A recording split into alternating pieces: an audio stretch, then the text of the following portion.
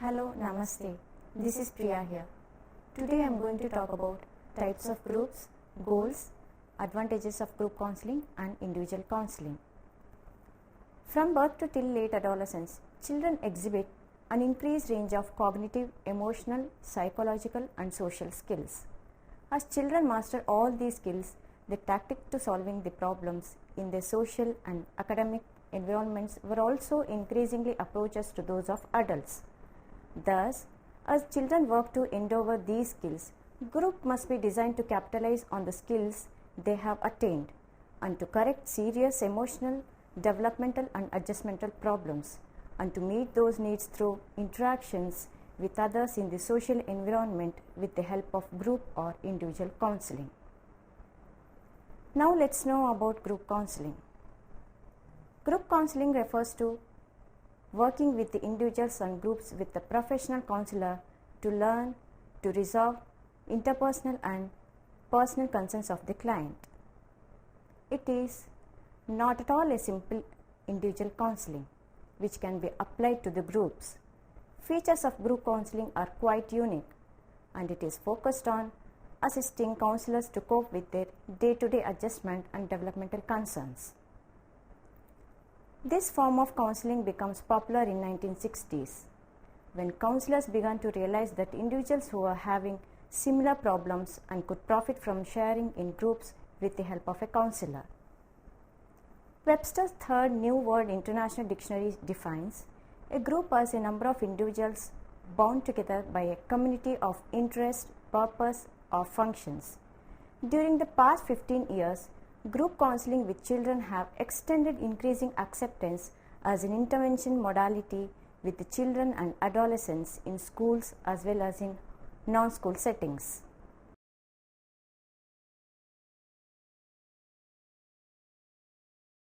Do you want to know the meaning of groups?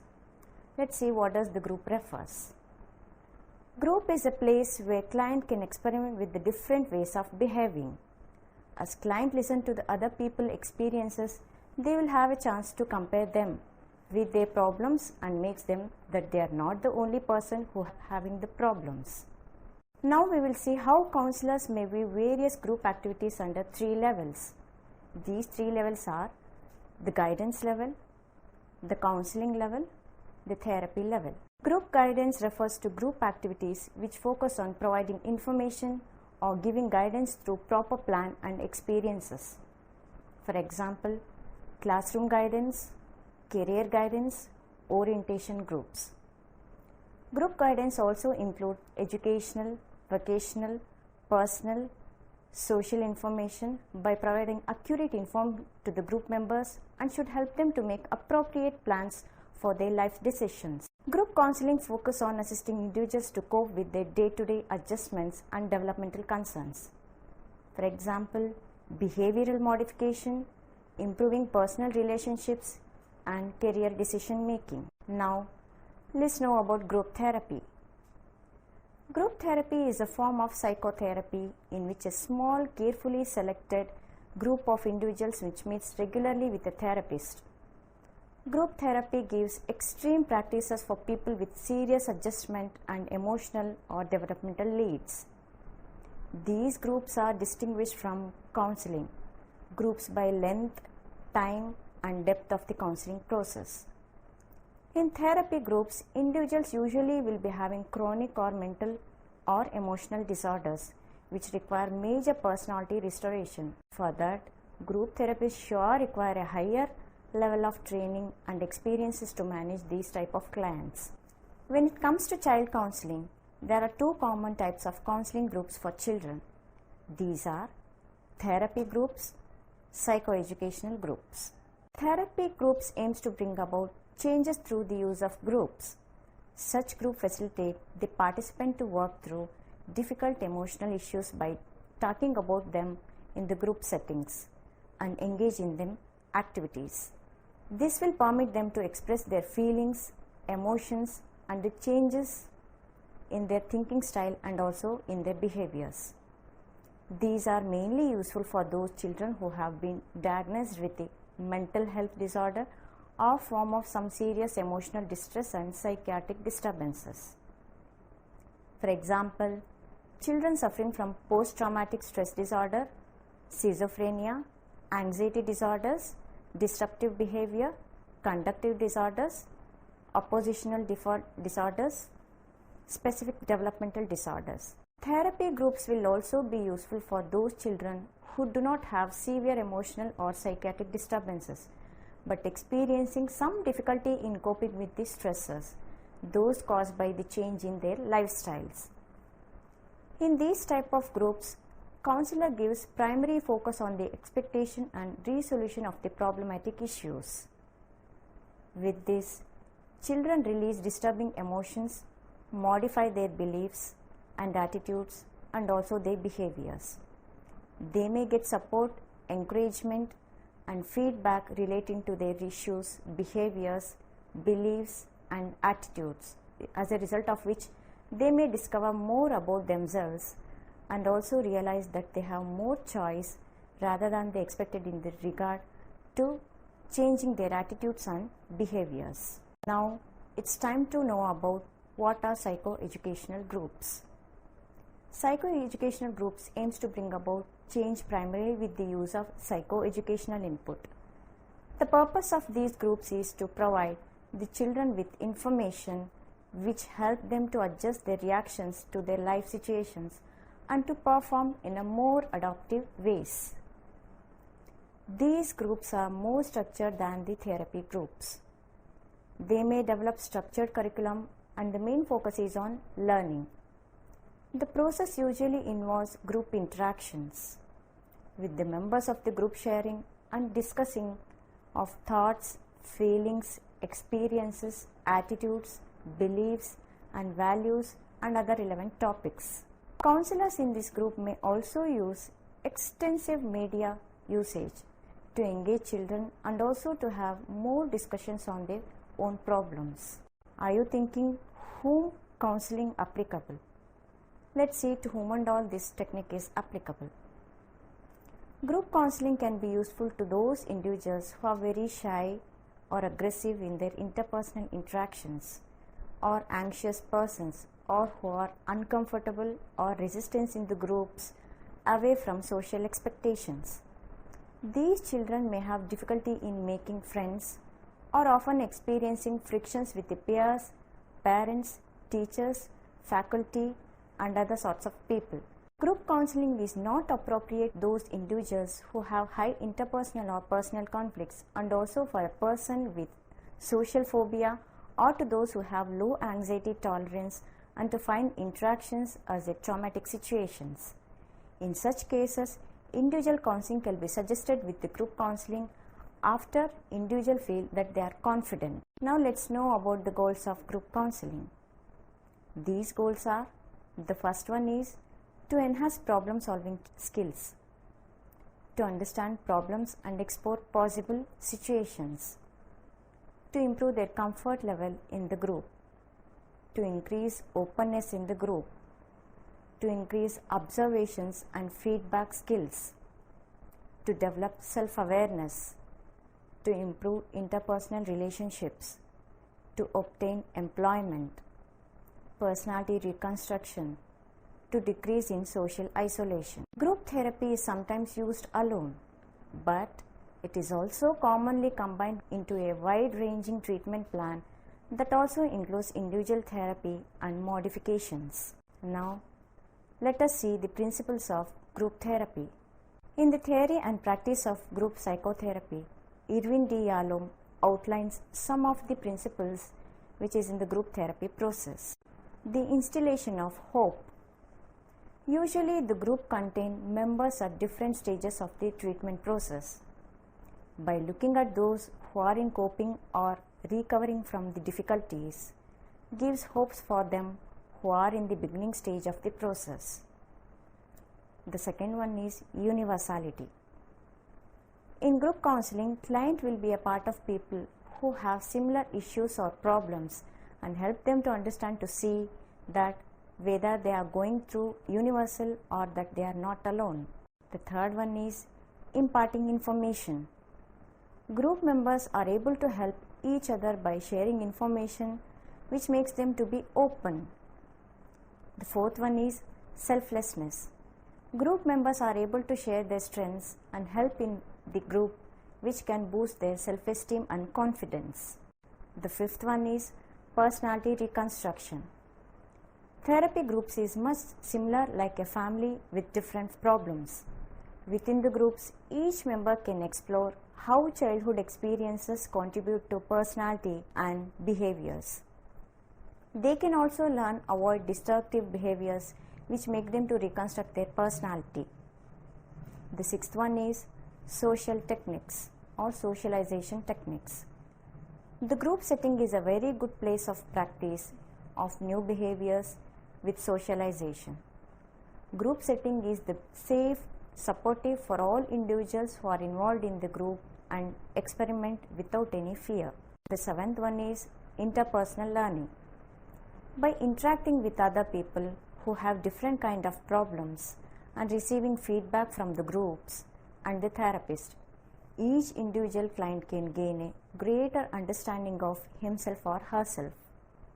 The eighth one is group cohesiveness. Clients in the group will be united for common goal and can have a feeling of belongingness and acceptance. Catharsis. Sharing feelings and experience with a group of people can help relieve from pain, guilt, stress and other behavioral problems. It is also an extreme change in the emotions that result in renewal of or reconstruction or restoration. Existential factors. While working within the group offers support and guidance, group therapy also realizes that they are responsible for their own lives and also the actions and choices whatever they made. Are you all waiting to know about what are the skills of the group therapist? Let's see the skills of group therapist. Group therapy helps the clients to learn and understand about themselves and also to gain confidence.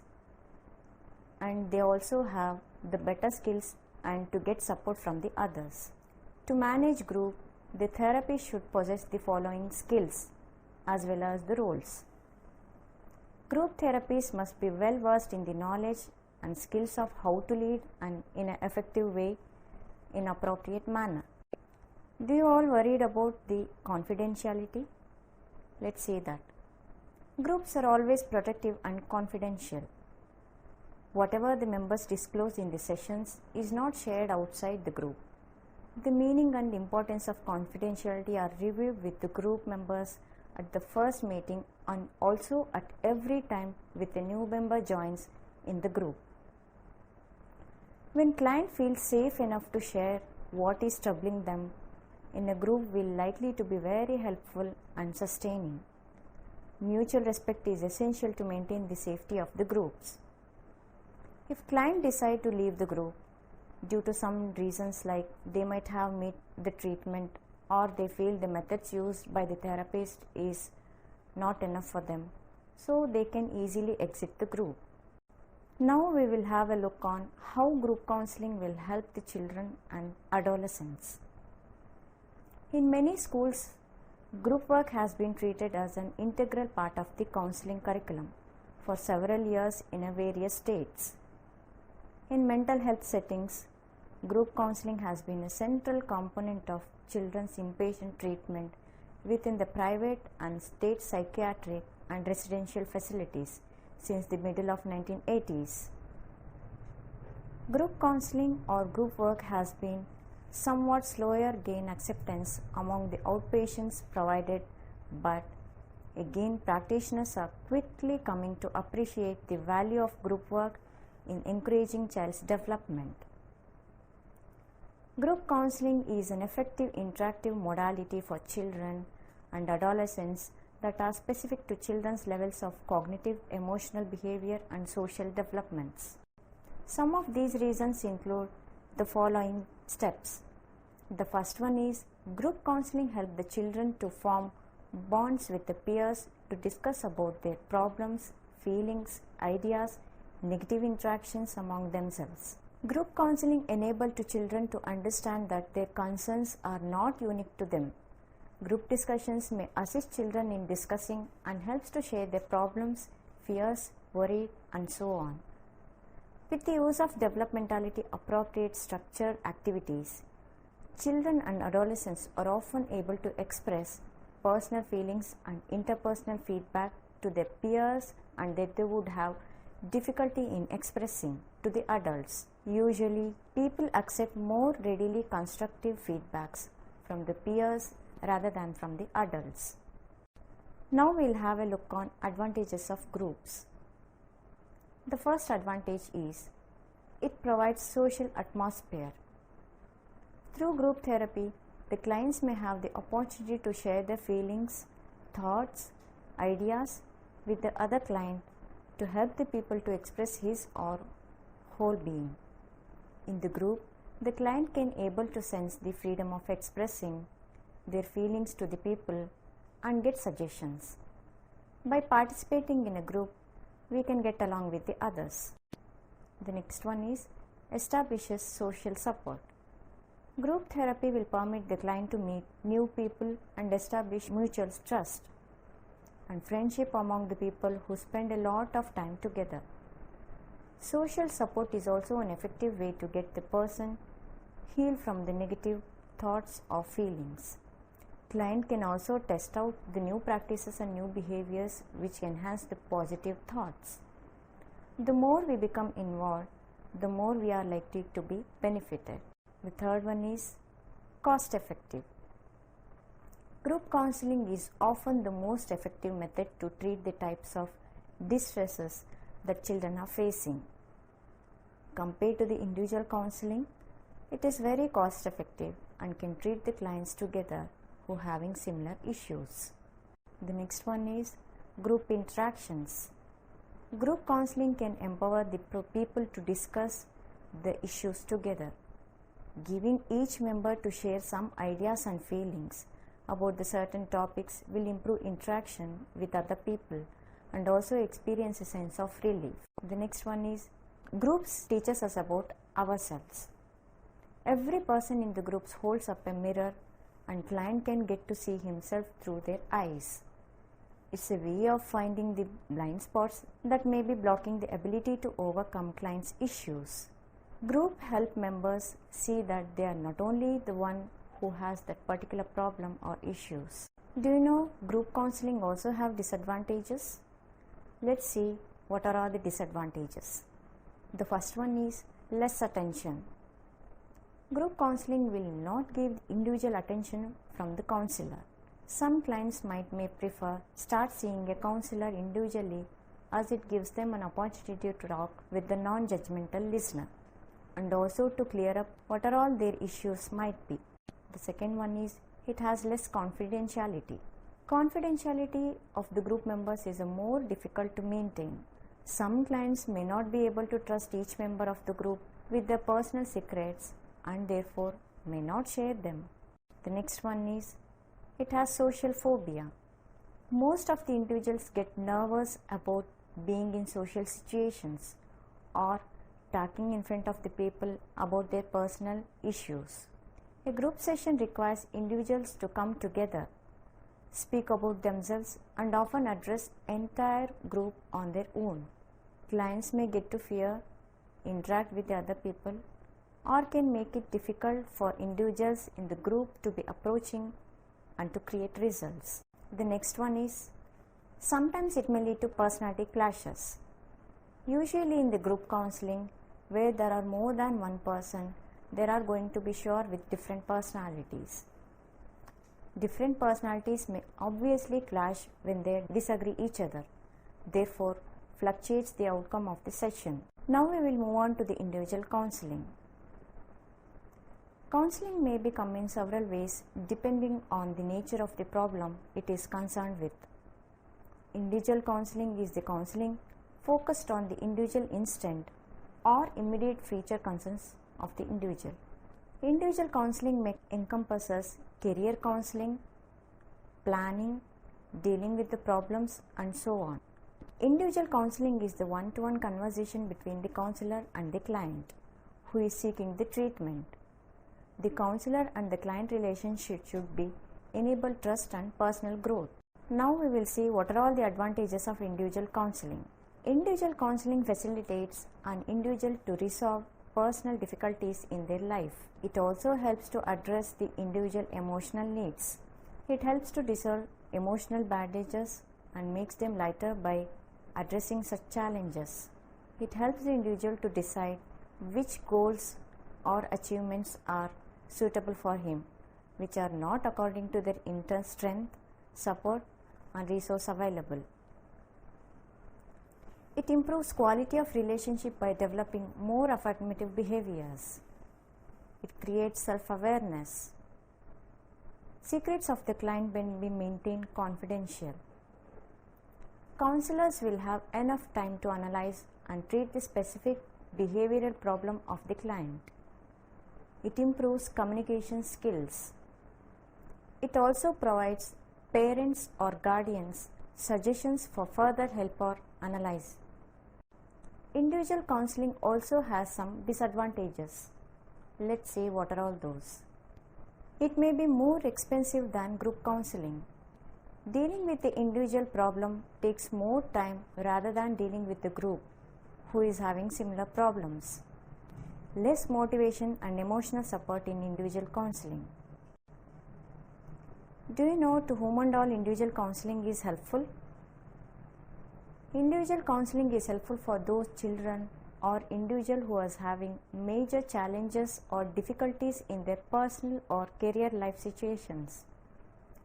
This is helpful for those who are in depression or anxiety, who are unable to handle major challenges in the childhood life, who wants to investigate their behaviors, feelings and personality, who want to improve their knowledge, who wants to understand themselves and others, who wants to create better relationships, who want to resolve their career disagreements.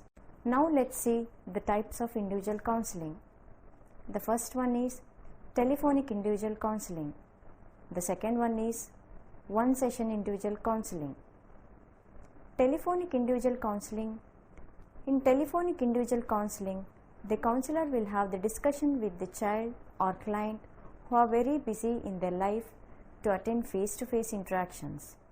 And also it is helpful for those who need some privacy and also in their therapy. The client can express about himself to the deepest without any hesitation, as there is no face-to-face involvement. In second one-time individual counseling. In this therapy, counselor and the client will have deep involvement in the sessions, and it depends on the type of problem and client's involvement. It also deals with the addictive behaviors such as disturbance abuse, relationship abuse, study habits and attitudes, career issues. Finally, it improves the quality of individual's life and relationships by developing life affirmative behaviors. Let's see how counseling helps the child. It encourages and supports the child in various situations. Counseling helps the children to grow emotionally and socially. It helps the children to understand their feelings and emotions. It helps the children to understand individual differences. Counseling helps the children to get along with the others. It also helps the children to explore positive choices. It helps the adult to understand children in a better way. Let's move on to the conclusion. Both individual and group counseling has the benefits according to the situations. Both the therapies will help the client or individual to become a kind of person they want to be. It can also help the client to enjoy most valuable relationships by resolving their own problems. In counseling, the client has the power to change his life based on the choices he makes after getting counseled. Counseling enables members to experiment and work towards improved attitudes and ways of coping with the difficulties. The information gathered by client will be easier for the counselor to figure out which type of counseling is necessary for him and which type of treatment can be applied to the betterment of their life.